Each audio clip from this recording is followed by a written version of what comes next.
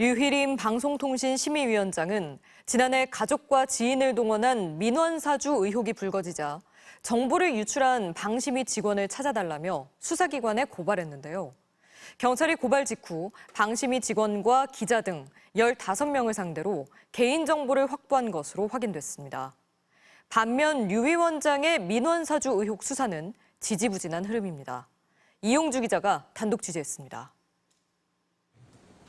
류희림 방송통신심의위원장이 특정 언론 보도를 표적 심의하려고 가족과 지인들을 동원해 민원 수십 건을 넣었다는 민원 사주 의혹. 파문이 컸지만 당시 류 위원장은 오히려 민원인들의 정보가 유출됐다며 특별 감사반을 꾸린 데 이어 방심위 직원들에 대한 수사를 검찰에 의뢰했습니다. 사건을 넘겨받은 서울경찰청이 최근 방심위 직원에게 보낸 문자 메시지입니다. 지난 1월 중순 이름과 전화번호 등을 수사 목적으로 가입 통신사로부터 제공받았다고 알리는 내용입니다. 통신사에 직접 문의한 결과 주민번호와 집 주소 등도 확보해간 것으로 드러났습니다. 경찰 수사를 받고 있는 방심위 직원은 지금까지 확인된 숫자만 12명. 해당 의혹을 취재한 기자와 공익제보자의 변호사 등 외부인까지 합치면 15명에 이릅니다.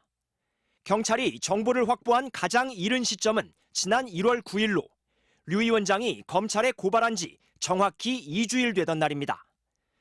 민원 사주 의혹을 제보한 것으로 의심되는 방심위 직원을 특정하기 위해 고발 직후부터 신속하게 수사에 나선 것으로 보입니다.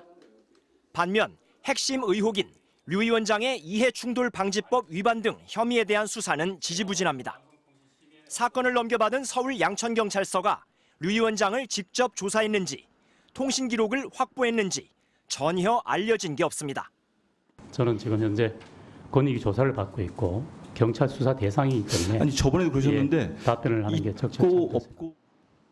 류 위원장 지인들이 방심위의 민원을 본격 접수하기 시작한 시점은 지난해 9월 4일.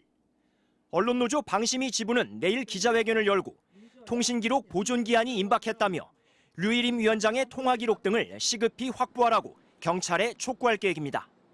MBC 뉴스 이용주입니다.